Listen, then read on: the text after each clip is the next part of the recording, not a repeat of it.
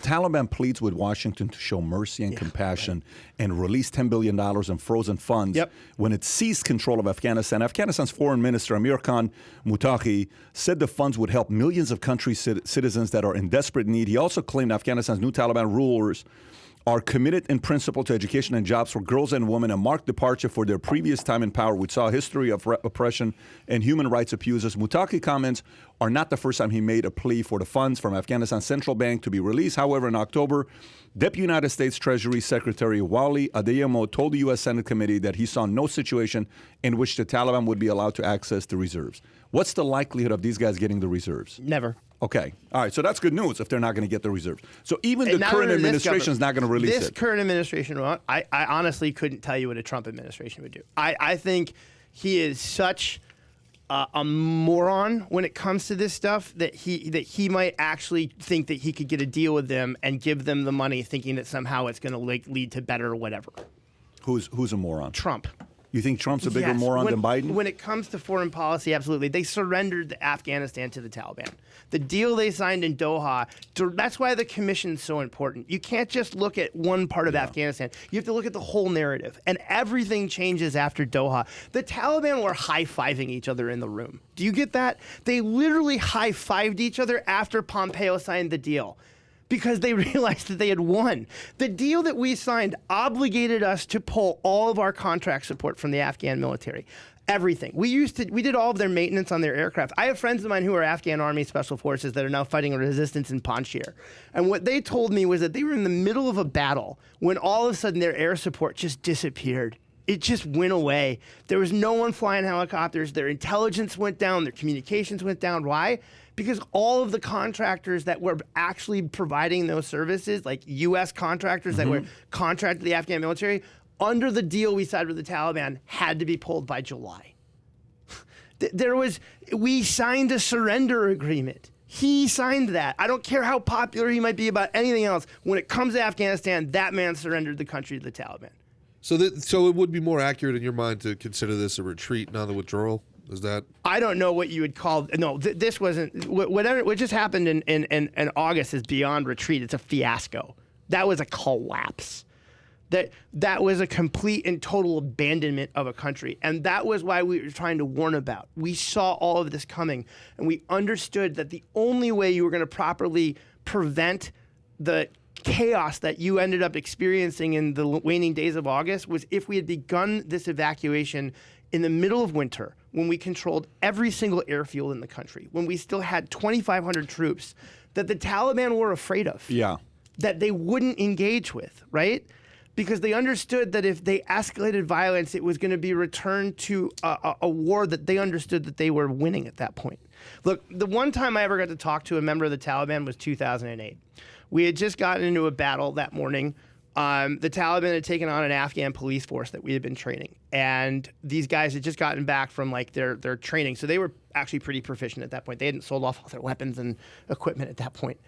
Taliban engages this unit. The Afghan police end up killing most of them. By the time we're able to get to the police, they've actually executed. They had captured a bunch of these guys live, and they'd shot most of them in the back of the head, all but one guy. So I get this guy. We explain to the Afghans that they can't kill him, that he is now a prisoner of war. He has rights, and he has to come with us for questioning because he's more valuable alive. So I take this guy over, and we're now waiting for a helicopter to pick him up and take him away. And I realize I get a chance to talk to the Taliban. I've never seen my enemy up close. I finally get a chance to talk to this guy. So I sit down as close as I am to you, and I take off my helmet. He looks at me. He's terrified. He's in flex cuffs, right? And so I make the universal symbol of, do you want something to drink and eat? He nods. So I have some food and water brought over, and then I take a sip of the water and I eat a bit of the food to show him it's not poison and he can trust me. And then I make the universal symbol, do you want a cigarette? Same thing. I light up a cigarette in my mouth, take a drag, show that it's not poison, hand it to him. And then as he's sitting there and he's smoking a cigarette and he's drinking water and he's eating some food and he kind of calms down a little bit, I asked him, I said, can I ask you a question? When was the last time you had something to eat today? And he said, actually, I haven't eaten in 2 days. I said, really? Do you understand that my country's flying in crab legs from Alaska tonight and steak because it's Tuesday and that's how they feed us on Tuesday? but you haven't eaten in 2 days. I said, do you know how many bullets you had on your person when we captured you? He shook his head, no. I said, I counted your weapon. You had 8 bullets in your weapon. 8. I have 300 just in magazines on my chest alone. There's another 20,000 rounds in my truck, right? I said, do you have an Air Force? No.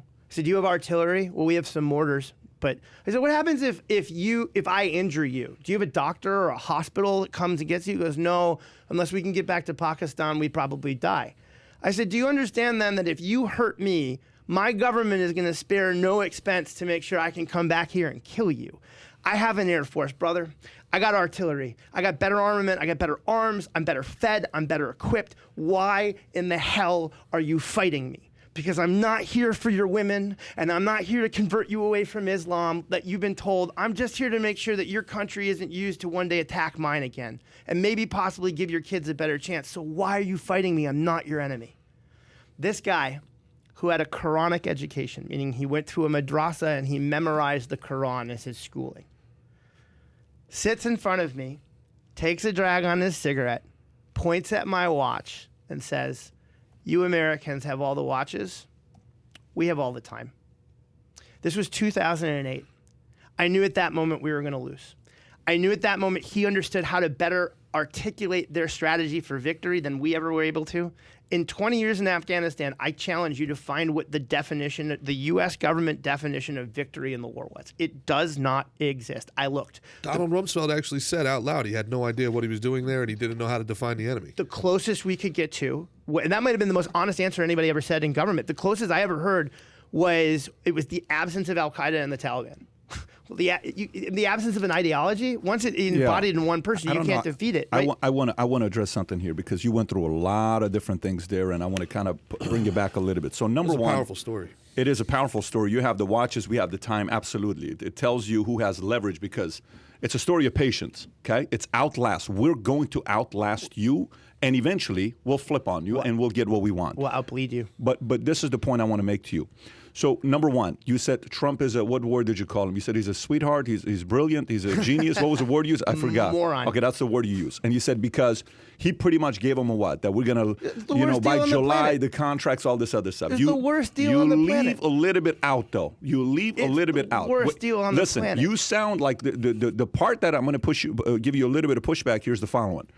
Why is it that the one thing Obama and Biden have in common, everything bad that happened during their administration was Bush's fault and Trump's fault? Why is that? I don't understand. Why was it that everything bad thing that happened in Trump's administration was Obama's fault? But wait a minute. I think that's part and parcel for every American president. But then what you're doing is you're playing to that. So set that part aside because the agreement, if you look, let me finish. I've listened to you for 10 minutes. Yep. The agreement was, yes, here's the contract in July, but it was also we leave properly in May in the right sequence. The biggest challenge with here is Trump's not the president anymore. So you can't say, oh, it's Trump's watch. It is not on Trump's watch. They can sit there and say whatever they want to say about this guy. Trump, he was this, he was that, he was this. He's a negotiator. He enjoys it. I think he's a guy that gets a kick out of sitting there, and he thinks he can outsmart some of these guys. You can't outsmart shady people. And the Taliban, you're not sitting down with business people. This is not like businessmen and women that you're dealing with law and order and rules and guidelines and all these different regulations that you got to deal with. They don't give a shit about law and order. You're not dealing with people that are reasonable like you. So I agree with you on that side. You don't you know the famous line with Reagan. What was famous line with Reagan? We don't negotiate with terrorists. That's a famous line. Okay, well, he did. There's no reason to negotiate there. However, bring it to today. Biden has all these people around him. You claim you listen to your generals. You got Milley, when they went through that whole thing, nobody answered anything. They were afraid to blame Biden. They were afraid to take responsibility because their careers was on it. People are just kind of sitting there saying it was as if everybody was walking on eggshells, and we learned nothing about what happened. So maybe the July agreement was a negotiation, but I don't put Trump as a dummy. Because when people sit there and try to underestimate this guy with being a dummy, I don't think anybody we've had as a president the last 30, 40 years has more experience negotiating with others in any kind of capacity than this guy does in the area of negotiation. Now, does he have foreign policy negotiation experience like some of these other guys we've had? No. Obama was a one-term senator. How much experience does the guy have? None. Bush, lineage. He comes with a lot of experience. He's one phone call away from calling a guy that was a former director of CIA. You know what he's going to get from that guy? He's going to get some kind of counsel, and he's been in that life his entire life. He's had drinks, food, dinner with some of the most powerful people in the world. So he's a phone call away from anybody, right? So I get Bush. I get Senior because of Prescott, the grandfather. I don't even get Clinton, but Clinton, maybe a little bit of experience with governor. Yeah, Rhodes Scholar. Totally fine. I get that. I give it to him. But Biden, dude, 43 years. Did you hear what he said in 2008 about leaving Afghanistan? But wait a minute. Do you remember what he said in 2008 about his... I was there. Okay. I worked... He said, if we ever leave, we cannot leave equipment behind. We cannot do this. Do you understand? This is billions of dollars. Don't you know the old adage in Washington? Exact opposite thing. Don't you know the old saying in Washington? What's that? Show me a foreign policy issue Joe Biden's been a part of, and I'll show you... The line is, show me a foreign policy issue, and I'll show you an example in which Joe Biden's been wrong. Like Joe Biden in Washington is always considered to be Never on the wrong underestimate Joe Biden's ability to fuck things up. Barack Obama. So I worked for the Central Intelligence Agency during the Obama administration and the Bush administration, and I worked on Afghanistan. I specifically was part of the debate for what's called the surge. Yeah. Okay. At that time, the vice president, Biden, was the biggest proponent of something we called CT Light, counterterrorism light. The idea was that so Stan McChrystal wanted this surge of 100,000 troops in Afghanistan. And I understood why. Because at that point, you have to understand, at that point, all of the actual fighting prowessness in the United States military is in Iraq. Let me give you an example. In Afghanistan, where I was, the Taliban figured out that if you basically could stop our movement if you blew up our vehicles, right? And they figured out how to make more and more increasingly powerful bombs out of fertilizer and gasoline. And so we joked that they had the Radio Shack solution to the war. They could blow up a $1.3 million vehicle with about $20 worth of fertilizer and gasoline, right? I mean, the economics of that are just not sustainable. So what ended up happening was we got orders from our higher headquarters came down and said, we're sick and tired. Like, for example, my unit was the first unit ever to be issued what's called an MRAP, a mine-resistant ambush-protected vehicle. Mm-hmm. Again, these cost $1.3 million per chassis, okay, per chassis. We were issued... What's the GDP of Afghanistan? I'd have to look it up. I mean, I'm sure the MRAP budget probably was the GDP of Afghanistan, but we were issued 4 of these in April of 2008. 4. As of the 1st of May, 3 of them were destroyed. The Taliban blew 3 of them up in 5 days. Where's the Taliban getting support from, man? Because Pakistan, Russia, Iran. There's no way they're figuring this out on their own. But, well, actually, they were really smart. They had mobile training teams that went around and experimented on us and actually figured out that how to embed these things underneath the road. They used the road against us. They basically would put these things stacked up in a V shape in basically boxes. And then what ends up happening is they put it in a culvert. So it's like where a stream goes underneath the road. It's like a tiny little bridge. You basically pack the culvert with explosives. Sure. And then what ends up happening is the vehicle drives over the culvert, there's an explosion that happens. The explosion isn't what kills everybody. It's the force and it's all the volume of the road coming up and then flipping the vehicle. Yeah. That's what was killing people. So I tell you all this because it came down from our higher headquarters about midsummer 2008. We're sick and tired of losing vehicles and people. We have this, in that order, probably. Yeah, we have these engineering assets that are called route clearance patrols. They're these big. You think the vehicles we drive are big and expensive? Theirs are way bigger and way more expensive, and they're designed specifically to go out and they clear the path in front of you. They clear the whole road of roadside bombs. We had 3 of these packages for 3 of these route clearance units for the whole country in 2008. Do you understand how long missions then back up? Because you're waiting for one of these 3 assets to be available. So what McChrystal is saying is, I need everything from Iraq. There's only so many of these types of equipment in the U.S. military. Most of them are currently in Iraq. I want them brought to Afghanistan in such large numbers that we can basically go back out and re-win the Afghan war. Because what a lot of people don't realize was that the Taliban basically went to Ranger School over 2006 to 2007, and by 2008 had fought us to a standstill. And so McChrystal comes back and reports all this and says, I need 100,000 troops. It's the only way we're going to turn the tide. And Obama's weighing the decision about whether to do this. Now, in Obama's ear is the vice president, and he's saying, I want That's the wrong move. We need to go a completely different direction. We need to do something called counterterrorism light. What we need to do is we need to actually draw down our footprint. We need to reduce the number of troops in Afghanistan down to about, at that point it was around 20,000, 30,000. He goes, we need to get down to about 5 to 10. They need to be all special operations and intelligence troops.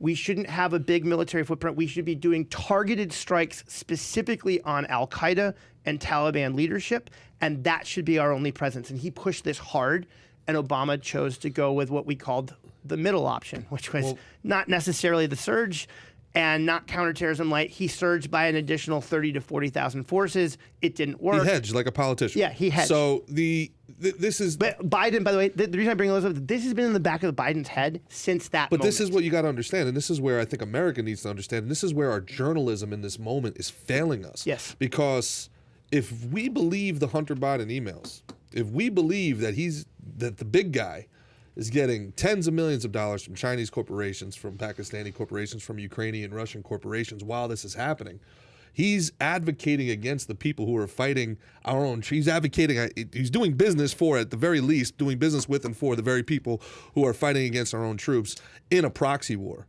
And this guy is now the president of the United States of America. There's no way to make an allegation about that. There's a lot of, there's a lot of correlation there. Correlation isn't causality, but it's worth investigating, man. Seeing, okay, who exactly was paying him, how much money, how much influence did he have, and how much influence did they have supporting the enemy of America at that time. Now, now, in fairness to anybody listening, my personal bias is I don't think we should have ever been in Afghanistan. I don't think we should have ever been in Iraq. I think the Patriot Act is the single worst thing that's ever befallen planet Earth from a geopolitical standpoint. So if you enjoyed this little short segment from the podcast that we did, here's another short segment to watch. Or if you want to see the entire podcast, click over here. Take care, everybody. Bye-bye.